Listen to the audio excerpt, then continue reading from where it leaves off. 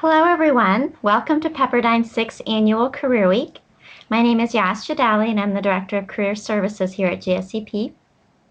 Pepperdine Career Week is a collaborative between 5 of our Pepperdine schools, each of whom hosts customized career exploration and networking programs for our students, alumni, and guests. Our second webinar for today, which is our Education Day, is hosted by alumni Anna Shelton from our Social Entrepreneurship and Change program. This webinar is entitled The Social Enterprise Way, Job Search Strategies. Anna has prepared a presentation for us, and then we'll follow up with Q&A. Please feel free, however, to write in your questions in the chat feature as they come up. So a little bit about Anna. Anna is an experienced change maker with a background in nonprofits and corporate social responsibility. Currently, she is a community director at Reimagine, educational social enterprise focused on helping people feel better. She studied English literature at California State University, Northridge, and graduated from Pepperdine University, as I mentioned earlier, with a master's degree in social entrepreneurship and change. She is the founder of Philanthropant, a nonprofit organization using social media to promote social responsibility. She also sits on the board of Hats Off for Cancer, and in her spare time takes her 2 rescue dogs out hiking. I'd now like to turn it over to Anna. Hi, everyone. Well, it's lovely to meet you. Thank you so much for coming. Yes, I'm Anna Shelton. I am here today.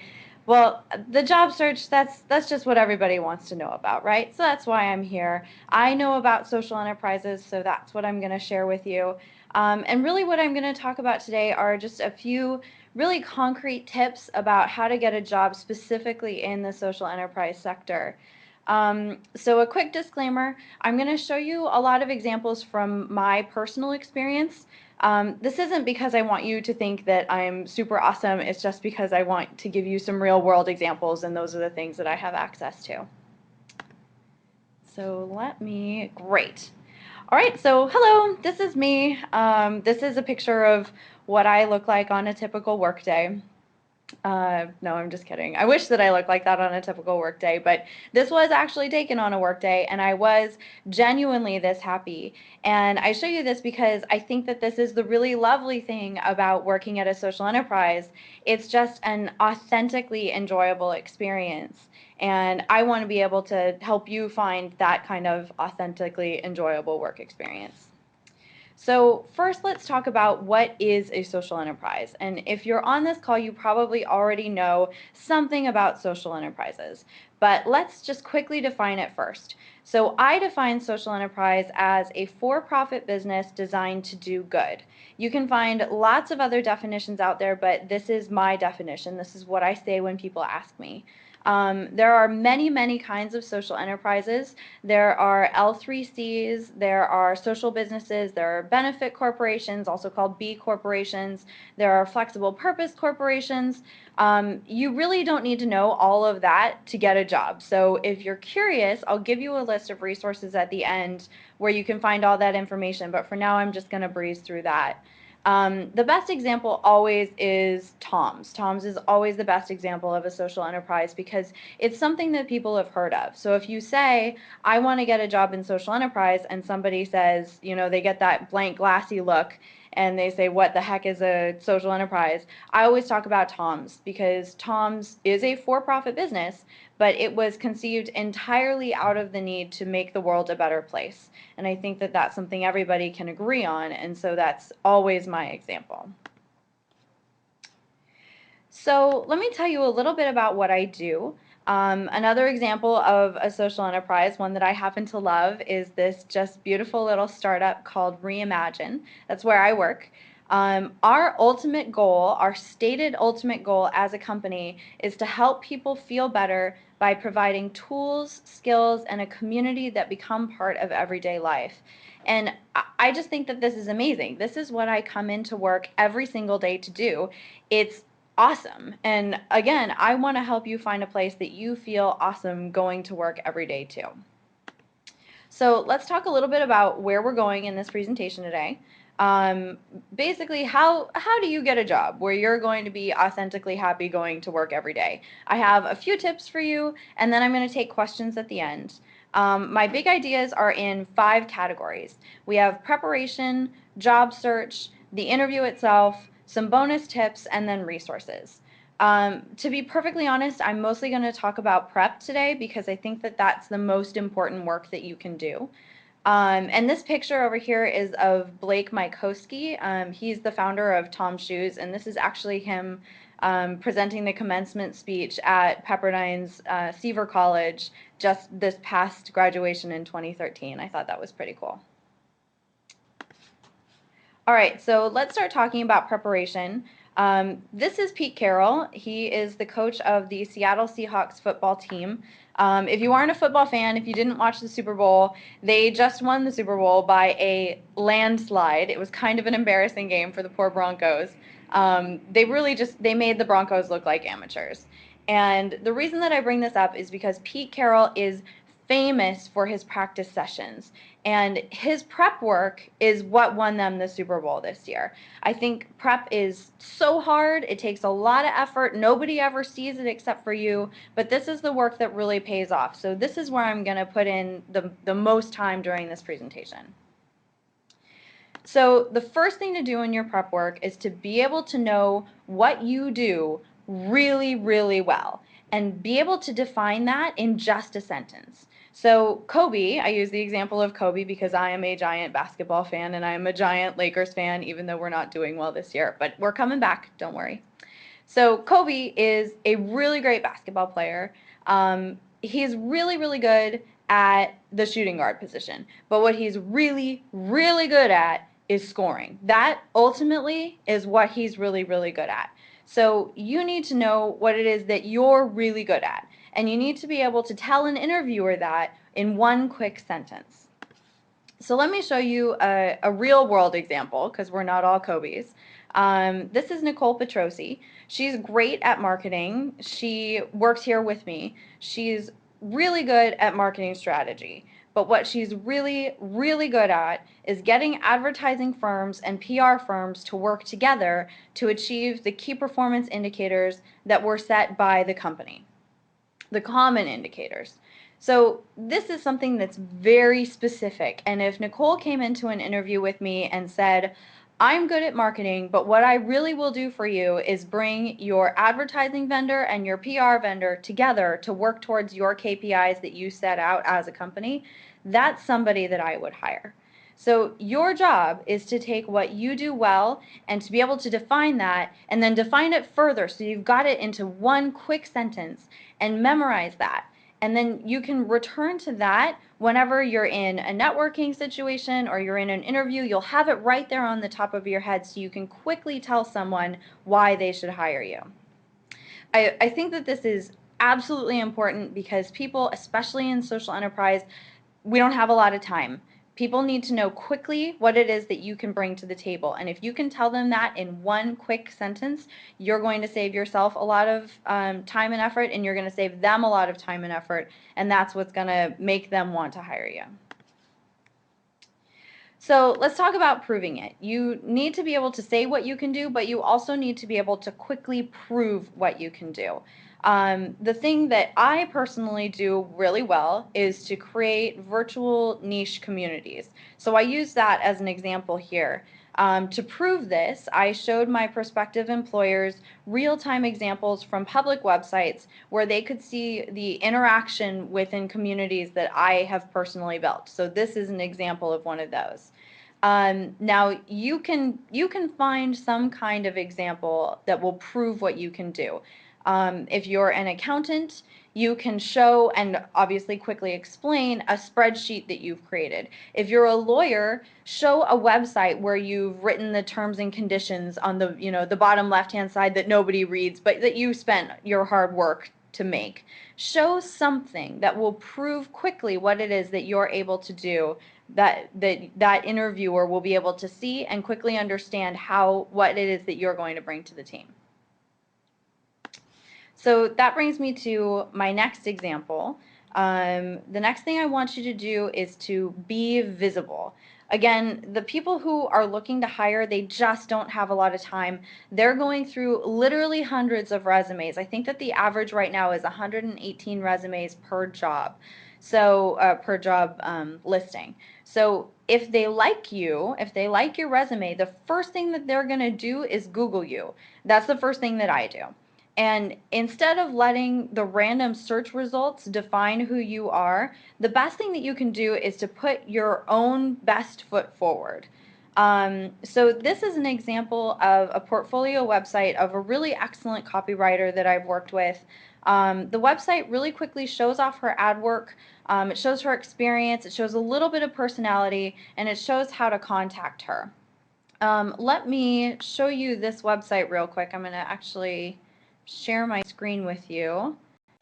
Perfect, and I'm hoping that you're going to be able to see this. So this is Tiffany Partnoff's website, and Tiffany is the copywriter I was just telling you about. And if you look a little bit through her website, you can see it's not complicated. All she did was put together a few pages, but they tell her story quickly and succinctly in a way that I understand as an employer what she can bring to the table. So she's got a quick about me. She's got some examples of her ad work, and you can see it just keeps scrolling all of this copywriting work that she's done. And then she's got a little bit of personality. People are more likely to hire you if they get a feel of who you are, so putting a little bit of personality in there is okay. She's got her resume here. It's easy, simple, it's just plain text. Again, yours doesn't have to be complicated. It can be something as simple as this. And then she's got her contact page. So that's what I mean by being visible. Let me come back to my PowerPoint. Great. Hang on one second. Technical difficulties. Come on. Okay, there we go. All right, so the next thing you want to do is to get yourself a personal website. So work visibly whatever way that you can, but by golly, get yourself a personal website. It doesn't have to be anything fancy. Like I said, I made mine on a system called Weebly. It's free and it's very simple to use. The system is Weebly, and I've got a link to that in the resources at the end. The reason that I say to do this is because hiring managers really like personal websites. According to a recent Forbes article, they said that more than 50% of hiring managers are most impressed by a candidate's personal website, but only 7% of candidates have one. So this is a really quick way for you to stand out of the crowd. So let me show you quickly what my website looks like. And again, this isn't because I think that my website is like super amazing. It's because this is the one that I have access to. Let me share my screen with you real quick. All right, so this is what my website looks like. It's very simple. It's got a lot of white space. I am a fan of white space. Down here, it's got a quick description of who I am. And then as you click through, you can see different things about me. So you can see I work very much on the web because I create niche virtual communities. So this is all of my presence on the web. And then you've got my resume on here. Again, nothing fancy. This is just a quick text, a little bit of a photo on here. You can see a little bit about who I am. And then here's the contact page. So creating something like this is not difficult. It takes a small amount of time to make it happen for you. But if you put in that time now, it's going to pay off in the long run. So let me pull this back up. Again, hold for technicalness. Great. Okay, so the next thing that you want to do is have a darn good resume and cover letter. There is tons of information out there about how to make a resume and how to make a cover letter. I'm not going to spend a lot of time on this. Personally, my biggest suggestion is to use spacing and bolding to make the most important things of your resume and cover letter really stand out. And again, this is because the people who are interviewing you, they don't have a lot of time. So give them the information that they need quickly and succinctly. Use numbers, use the names of systems that you've used, give them concrete things that they can sink their teeth into. And this is an example of one of my cover letters, I really wanted to know these 3 things. I wanted these hiring managers to know that I do online community development, that I am good at metrics management, and that I know social and new media strategy. Those are the 3 things that I wanted them to get, and so I bolded them and made them very obvious. All right, the next thing I want to talk about is free work. This is kind of controversial. A lot of times people don't believe in free work. I personally am a huge fan of free work. Call it consulting. That's really what it is. You're basically finding a company that will let you do what it is that you want to do for free. And this will get you the experience that you need to find a paying gig. But you've got to have the experience before you can get a paying gig. And in order to get the experience, you might as well do it for free. If you can find someone to pay you for your very first time to do it, by all means, get paid for it. But if you can't, the experience is worth more than the money. So this is an example of a free work consulting gig that gave me some experience in corporate social responsibility. It's one of the first CSR things that I ever did. It was incredibly hard. So this free work, it's going to take some time. It's going to take some effort. It's going to take some long evenings, but that's going to be worth it, because then you'll have the experience and that line on your resume that says, I know how to do CSR. And you'll also have somebody who you worked with who can give you a reference in that particular thing that you're trying to get into, who will be able to say, yes, this person did work and they did very well for me. I learned everything I know about free work from this great guy, Sean Johnson. He is the partner at Digital Intent, a partner at Digital Intent.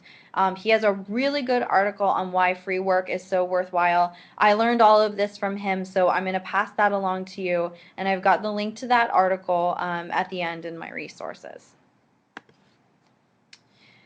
So the next thing you really want to do is meet people authentically. I know that there are a ton of really good networking events that are out there, but to be perfectly honest, I might have all of the intention in the world to go to a networking event, and then it comes to the day and I don't know how to do it, and I get stuck in traffic, and there's just, for some reason, I just never end up going. So if you're like that, then I have some tips for you. If you are a person who understands how to go to networking events and make them successful, by all means keep doing that. But for me, the thing that really works for me is to go to events where I would naturally go anyway. I would genuinely be interested. And then the best thing that you can do is to meet other people who are also genuinely interested in the same things that you are. This particular photo is from a volunteer project that I participated in at Pepperdine, actually. These are all alumni. That's me in the blue hat on the right. And the guy on the left, his name is Ryan Allen. He became a dear friend of mine, and eventually I was a reference for him when he got another job. He would do the same thing for me, and we didn't meet at a networking event. We met at something that we both genuinely cared about.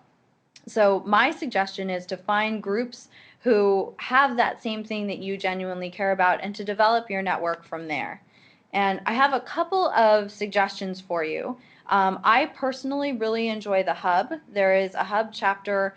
There's tons of them. They're all over the place. So wherever you are, there's probably a Hub near you. And the Hub is a co-working space that's really created for people who want to do good, for very small startup companies. Let me show you this website real quick. Hang on, let me share my screen with you. Great. So here is the Hub in Los Angeles. The Hub, again, is a co-working space. It's a great place where you can go to who are genuinely interested in social enterprise. The Hub here in Los Angeles is really interested in connecting with Pepperdine specifically. They know that we've got some really good people. So if you go there, talk to a wonderful woman named Anne Lee, A-N-N-E space L-E, and she's just lovely, and she will help you get connected. Another place that you can go is to Net Impact. This is Net Impact Los Angeles. Again, Net Impact has chapters all over the place, so wherever you are, they have a chapter. This is a great place where you can go and meet other people who are specifically interested in business, doing good through business. Oh, I got ahead of myself. That was a sneak peek. All right, so let me bring back my presentation. Hold, please. Great. And then the last one that I'm not going to show you is called Women in Social Enterprise. Women in Social Enterprise is a very small local group of women who are involved in social enterprise. And this group is great because we get to know each other really well. Finding a group like that that's local, where you're, networking by sitting across the table from someone, that's the kind of group that really speaks to you. Find that kind of group and make those connections there, because those are people who are going to help you brainstorm and help you build out what it is that you're doing at social enterprises wherever you land. And those are really good people to know, who also know about the small social enterprises that might be hiring someone that isn't picked up by one of those big job search websites. So if there isn't one of those already in your area, there probably is, but if there isn't one already, just create it. We created ours through just a Facebook group and people that we knew. It's pretty simple to create it. You have to be entrepreneurial, but I'm guessing that most of you are pretty entrepreneurial if you're looking for jobs in social enterprise. All right, so let's move on to the job search itself. So probably the first thing that you want to know is where to look for jobs in social enterprise. I have a few favorite places for you, and I'll show those to you in a minute. My favorite sites for jobs in social enterprise, my one favorite site is this place called Give to Get Jobs. They just speak our language. Check out that jobs board. It's really, really good. Check that one out first. BeLab also has a really great jobs board. This one is specifically for certified benefit corporations, which is a really good niche market. You can also look at an organization called Opportunity Knocks. They're in the same space. I haven't personally had much experience with Opportunity Knocks. I've looked around on it, but I never got a job through it. So I can't endorse it personally, but I do know that it's a great place to go and look. You probably already know about Idealist. I hope you also know that Pepperdine has an excellent career center. Since you're here, you're on the call. Seriously, go to Yaz. She is the best. So go to her. She has such incredible experience, and she can help you make your resume perfect. And finally, I found my job on LinkedIn. It was titled something really weird. So if you see something that's titled interestingly on LinkedIn, check it out and go ahead and apply for it. Social enterprises, they really value creativity and entrepreneurship. I think that something really interesting to know is that my job description has changed a multitude of times since I got here to Reimagine, and I was able to negotiate for the job title that I wanted and for the responsibilities that I wanted. And they're really looking for somebody, social enterprises are really usually looking for somebody who will reach out for those responsibilities that they want and will negotiate for the title that they want. So if you see something that looks a little weird, go ahead and apply for it anyway. You never know what might happen with that. So let me show you those websites real quick. I am clicking through. Sorry to keep clicking through on you, but I want to make sure that I'm giving you these real world examples. So here's Give to Get Jobs. This is an excellent page to go to for both finding social enterprises. They have a great database. It's also a really great place to go to search for jobs in a specific location. This is Opportunity Knocks. They have some really interesting positions in both nonprofit and for-profit, so there's some really interesting stuff out here. You might as well check it out. If you have really good luck with it, please let me know. I haven't had a lot of experience with this personally, but I think that there's some good stuff out there. And then this is BeLab, or the Benefit Corporation website. They have a really good jobs board here too. Again, this is specifically for benefit corporations, so it's kind of a niche, but the more you can find these kind of niche websites and start looking for jobs here, the more likely it is you're going to find the job that you're really looking for. All right, let me pull back to this presentation. Okay. So another thing that you're going to see often is kind of this listing of, we're interested in people in general, but we don't really know what we're looking for, so send us your resume. You're going to see this a lot at social enterprises. Is it scary? Absolutely. It forces you to get out of your comfort zone. You can't tailor a resume to job specifications that aren't there. So that's difficult, and I'm just acknowledging that. But this also really allows you to showcase what you can do. You can build the job of your dreams here. You just have to prove why it is that they should pay you to do that job. To do that, you need to show return on investment, or ROI. I'm a community manager, so I would show something like the Twitter IPO and how valuable a company with a community of members who stick around can be. You just need to find a way to prove your ROI in what you do and show it to the company that you want to work for. And then absolutely apply for jobs like these. Again, you're going to see them all over the place, so you might as well apply for them. You never know what you're going to find. I am a huge fan of creativity, and when I hire people within my social enterprise, I am a huge fan of creativity. So this is something that's really unique that I wanted to bring to you. And I think social enterprise is a very unique sector, so it makes sense that we would be trying these new things. Like I said, social enterprises are often looking for entrepreneurs, so being creative and showing some real creativity is a great thing that you can do. I particularly love this website called Susan Hires a Boss. Susan went backwards and she interviewed her potential bosses instead of letting her potential bosses interview her. It really worked for her. I think it can work for you too. Let me show you this website real quick so you can see it live. Hang on, I'm clicking through. Come here, Susan. There you are. So this is Susan Hires Boss. It is such a great website in that it's super simple to use. Susan obviously knows how to do some graphic designing, so there's clearly some of that going on here. But you can make this as simple as a text and a few photos. There's some information about who is Susan.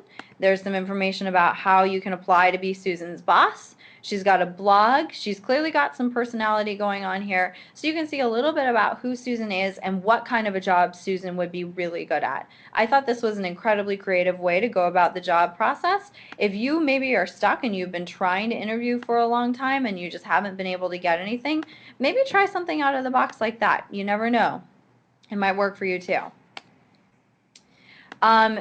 If I could leave you one gem of knowledge from my job search, it would be this: the law of averages.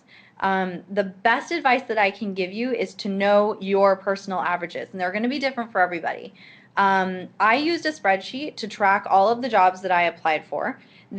It really helped me to find out how many applications I had to fill out to get an interview, and then how many first interviews I needed to get a second interview, and then how many second interviews I needed to get a third interview, and how many third interviews I needed to get a job offer. Remember, everybody's averages are different. So once you know how many applications you have to fill out to get a job offer, it's all about those averages. So if you know that it takes you on average 40 applications to get a job offer, then, on a Thursday night, grab yourself a glass of wine and go on LinkedIn and just bang out 40 job applications. And from your law of averages, chances are you're going to get at least one job offer from that.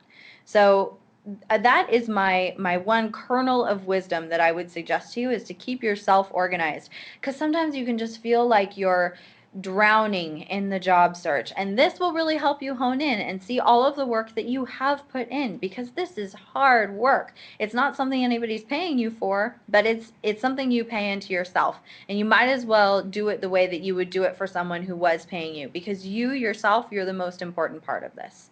So my personal spreadsheet included the organization, the position, the date that I applied, the website, the job number, the interview dates of the first, second, and third interviews, any notes that I had from those interviews.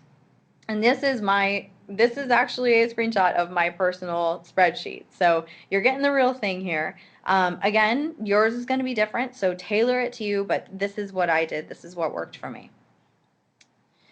Okay, so let's go on to the interview itself. And I'm showing you some photos from my work here at Reimagine. So this is an interview that we did with someone. I'm showing you some of these photos just so you can get a sense of what it's like to be at a social enterprise. I'm here at work right now. You can see that we've got some post-its, giant post-its up on the wall. We write on our walls. We have people probably walking behind me. It's a very flexible sort of place to be. So I want you to get a sense of what it's like to be in a social enterprise too. So be ready. This is the first thing that I want you to know is that they are going to ask you hard questions. In my interview here at Reimagine, I was asked things that I was really surprised how much they delved into asking me questions about how I had done the work that I had done before, how I create my key performance indicators, really, really deep questions. Be prepared to answer those. Do your research beforehand. Here are a couple things you're going to want to demonstrate. You want to demonstrate that you have a stick-to-itiveness. Whatever it is that you're really trying to do, make sure that you are showing that you're going to do that. And you want to be flexible. So, if one way that you're trying to get something accomplished isn't working, then you're going to try another way. But show them that you've got that stick-to-itiveness. Show that you've got an entrepreneurial spirit. Again, you can do this in a couple of different ways. I really showed mine by negotiating what it is that I wanted to do within this position. And the reason that I did that was because I really believed that this position could be something beyond what was stated in the job description. Again, find your own way to make that entrepreneurial spirit come out, but really show them what it is that you can do. You've got to have confidence. You are the best at whatever it is that you do really, really well. I have full faith in you that once you can define what it is that you do really, really well, you can bring out that confidence level. So it goes back to what I was saying before. Know what it is that you do really, really well and know how you can prove it. And that confidence is just going to shine out of you because you know it in your heart.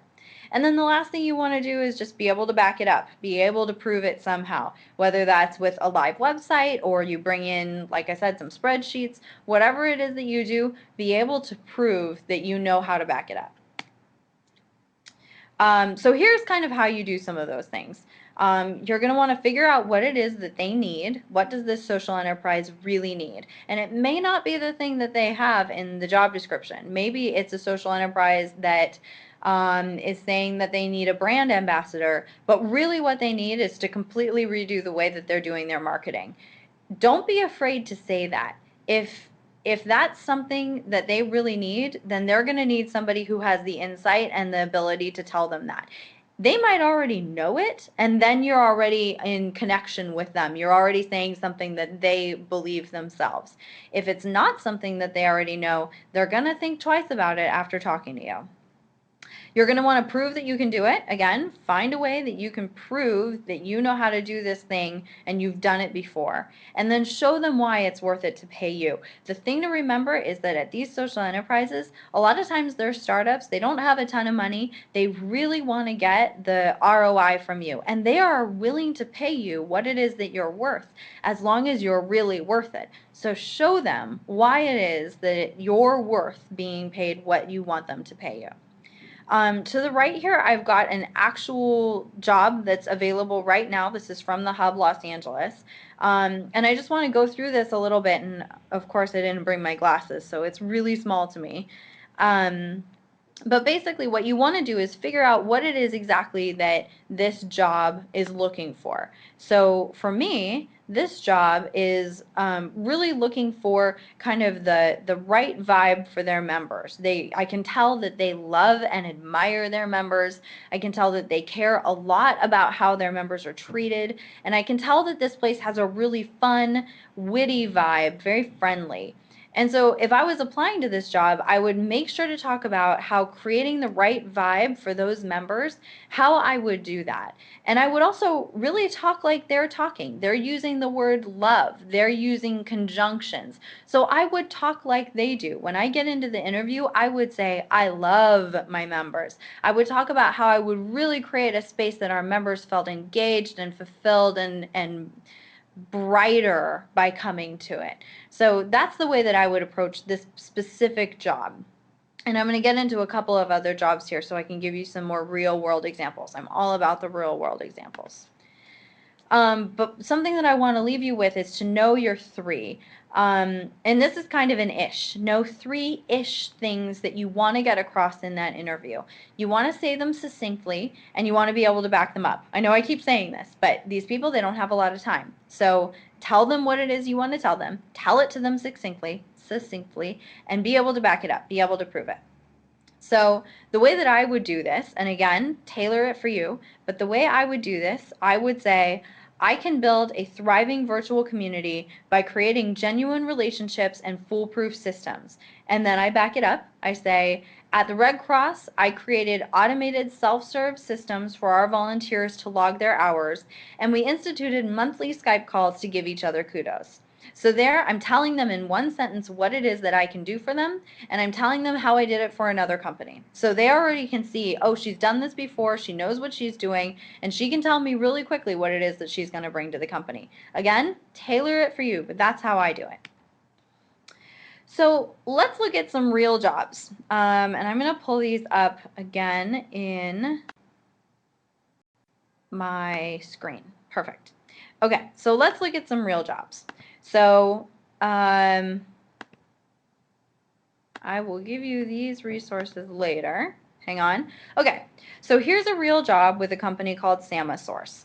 This is in San Francisco. They tell you a little bit about what the company is. So this is a award-winning social business that connects women and youth living in poverty to dignified work via the internet. So already I know this is a tech company. They're really focused on what women and children are doing and how to help them. So I'm looking at this. I can see that they've already partnered with some really great organizations. They're listing Google, Walmart, Getty Images. And then they get down here to the managing director position overview. They're giving me some brief information about what it is that the managing director is going to do. They're going to run day-to-day operations. They're going to lead a strong management team. They're going to create a foundation for future growth. All of those things are lovely, but they're very wide scope. Those are things that really any job description could say. So what you really want to focus on is this key responsibilities section. You want to know exactly what it is that's going to be asked of you. So it looks to me like they are really looking for key metrics, those key performance indicators like I talked about before. They're looking for reports. So this is somebody whoever's hiring this position, they're really looking at metrics. They want you to bring metrics to the table. They want you to create a framework. They want you to be able to work with other people, work with the marketing team, work with people across the country, across internationally, but you're looking at things like sales and margin goals. So what I'm looking at this position is that this is somebody who really wants you to be able to develop relationships, but also get your work done and be able, it looks to me like this person wants somebody who they don't have to manage, that they can just say, this is the end goal, this is what we need to get done, now go do it. And be able to prove that you did it well. So show me the KPIs, show me the metrics, show me the goals, show me the reports, but go out and do it on your own.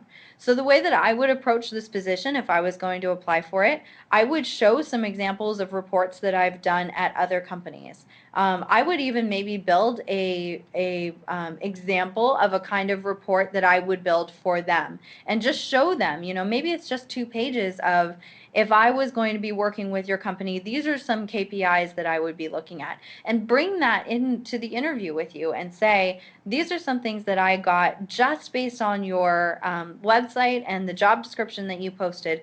These are some things that I think are really key performance indicators that I would like to track when I come and work for you. Okay, let's look at this. Oh, no, that's not it. Come back. So this is the Director of Annual Fund and Constituent Relations for a company called Wildwood School. I found this one on Indeed today. So again, these are all live examples. So Wildwood School, it's a company here in Los Angeles. They're focused on college preparatory work. Again, there's a quick description of what it is that position is for. Of course, I would delve into that if I'm going to actually apply for the description, but as I'm browsing through, the things I'm really looking for are these primary responsibilities. So the primary responsibilities, they're looking for somebody to develop a strategic plan. So do you have experience doing strategic planning work?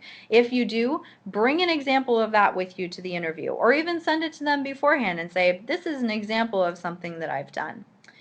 They want you to be able to prepare all of the campaign materials, all of the volunteer handbooks, all of that kind of stuff. So they're looking for somebody who thinks strategically, but they're also looking for a workhorse, somebody that's going to be able to do both the big vision and the little day-to-day, making sure that the handbooks get out to the mail on time. If you're the kind of person who can see a project all the way through, from big vision strategy all the way through to punching the holes in the binders, then this might be the kind of position that you want to apply for. And you want to tell them about a time that you've had an experience doing something like that before. They're also looking for somebody who can solicit. I'm seeing here personally solicits prospects at the $5,000 plus level. So immediately this is telling me there's going to be some fundraising involved with this position.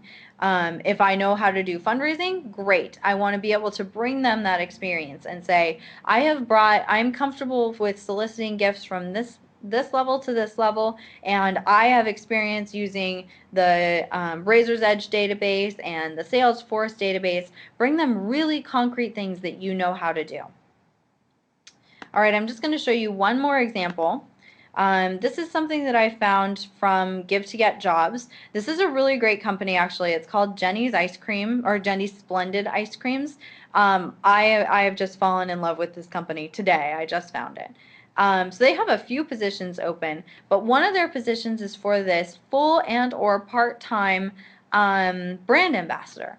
And I think that that is a really interesting position to look at. So I want to know a little bit more about what this company is. It looks like they're looking for ambassadors in a lot of different areas. So that already is telling me that they're in growth mode and they want to grow beyond where they are right now.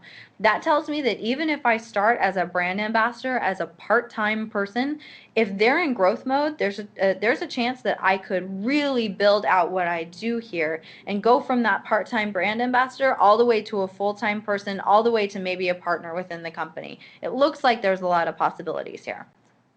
They're looking for somebody who can introduce customers to the brand. They're looking for somebody who will work directly with customers, who will work directly with supermarkets and retailers. So already I'm seeing I need to be a people person. If I'm a people person, then I want to be able to prove that in my resume. So show in your resume where you've worked with teams, where you've worked with communities, and what you've done within those groups that have brought something back to the company that you've worked for. So you want to show those things. They're also looking for somebody who can sell. So if you have sales experience, you want to prove that here. So those are some ways that I would look at that job. Let me pull this PowerPoint back. Hold please.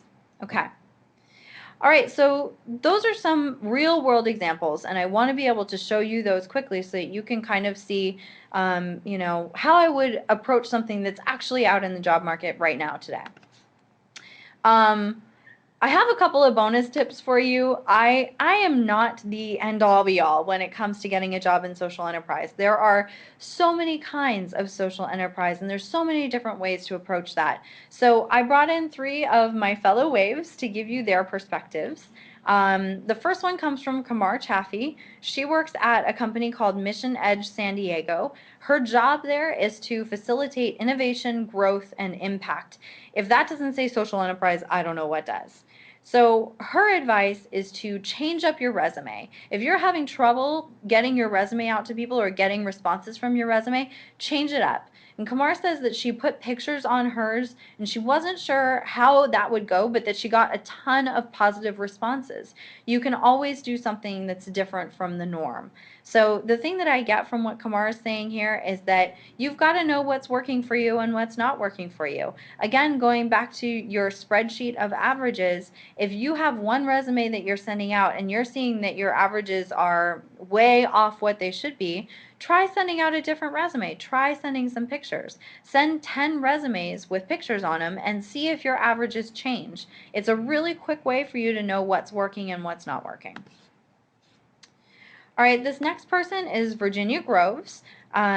Ginny, her name's Ginny. Ginny and I did a microfinance project, a consulting project together. We went to Nairobi, Kenya. This is our very good and dear friend Erico. He's our little buddy. And Ginny says that if at first you don't succeed, try again. And even if you apply to something that isn't exactly what it is that you want to do, you'll still be able to incorporate the stuff that you really want to do once you've kind of proven yourself within that company. And then this last example comes from Danielle Pia. She manages the philanthropy and external relations at City of Hope here in Los Angeles. And Danny says that sometimes there are opportunities in pitching an idea with your company or the job that you already have, creating it within your position by showing the positive effects that it will have on the brand as well as growing revenue. So those are some examples from other waves. I wanted to give you a few resources. I'll return to those after I'm done with the presentation, but just so you know, that's what they're going to be. So here are kind of my big takeaways for you. I want you to prepare really well. I want you to be succinct. I want you to prove what you can do. I want you to be creative. And I really want you to enjoy it, because the great thing about social enterprises is that they are actually thoroughly enjoyable. And it's a tough process, I know, to get a job somewhere, but really once you get there, all of this prep work that you've done will just pay off. And this is an example of a picture that we took here just right there in my office just a couple of days ago. All right, so that's the end of my presentation for you. I would be more than happy to take questions. I know I covered a lot and it's been a heavy hour. So if you have any questions, please let me know. I do see one question that came in. Hang on one second. Okay, so this person is asking, what is it like to work at a social enterprise? What's a day like? That's a really good question. It's so varied. Every day is really different. So today we're actually in the midst of beta testing. So I am running a full evaluation analysis today, which is just taking up so much time, but it's so exciting, and it's getting my brain to work in new ways, and I can feel all those synapses doing new things. So my day-to-day is entirely taken up with evaluation systems and with coding data and with putting together presentations in a way that takes data points and the statistical process control and the negative hypothesis and all of the theory and presenting it in a way that other people can use without having to have the theory behind it. So that's what I'm working on today. Yesterday we were filming in a studio in downtown Los Angeles. We were working with just this incredible guy who's a hypnotherapist. The day before that, we were working with, we have these experts who are comedians, and they came in. Actually, that was them, the two women in the photo that I showed you before. They were just hysterical, and they came in and they were doing an opinion column for us. So really every day is very different. The fun thing about that is that every one of those things is something that somebody in our office came up with. So everything is very entrepreneurial here, and we just figure out together what it is that we want to do, and then we make it happen, and that is just thoroughly enjoyable. Thank you for sending that question. All right. Let me pull up the next question here. Okay. Is working for, oh, I'm sorry, Yaz, am I going over my time? I can't hear you, Yaz. I think you're on mute. There we go. No, go ahead. I was going to pose a question if you didn't already have one, so go ahead. Okay, let me take this one real quick. Okay. Is working for a social enterprise any different from working at a normal for-profit?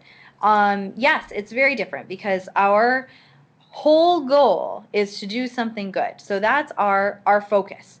At other for-profits, your focus might be on your investors, or it might be on making sure that you I don't know, create reports well. I don't know. There's a lot of things that you could do at a regular for-profit business that have nothing to do with trying to help somebody be better. Usually the bottom line at a very for-profit business is money, making more money for the investors and for the people who own the company. And that's lovely. I have nothing against that. I think that there are some really incredible companies that are pure for-profit, but it is really different to come to a place where your whole goal, I mean, every single day, I ask myself in everything that I'm doing, is this going to help somebody feel and live better? If it is, then it's a priority. If it's not, then it goes down on my list. And that is a really different way of organizing your day.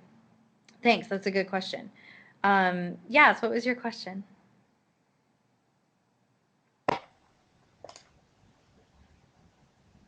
Okay. Thank you, Anna. I really appreciate everything that you shared because you've not only have given great resources, but also really some concrete strategies on how to make yourself stand out and how to analyze a job description and customize your approach accordingly. So thank you for that, first of all. My other question was, what advice would you give students who are currently in their program on how to maximize their project work or their experience while they're at Pepperdine in order to set themselves up for success when they finish?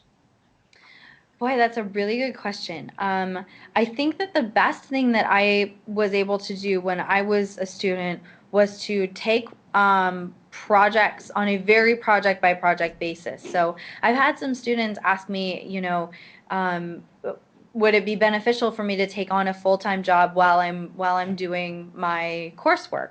And I think everyone's different, but what really worked for me was to be able to take on small projects that were, again, maybe they were free work. Some of them were paid freelancing work. Some of them were volunteering for nonprofit organizations that had a business mindset. But to be able to take on small projects that had a start and an end date and a quantifiable goal that I could say, I did this thing for you. Those were the things that really helped me because I could apply what I was learning right there in that experience, and be able to quickly do that thing and apply the learning and then move on to the next piece of learning. I know as a student your brain gets so full and there's just a lot that you've got to put together into a small space.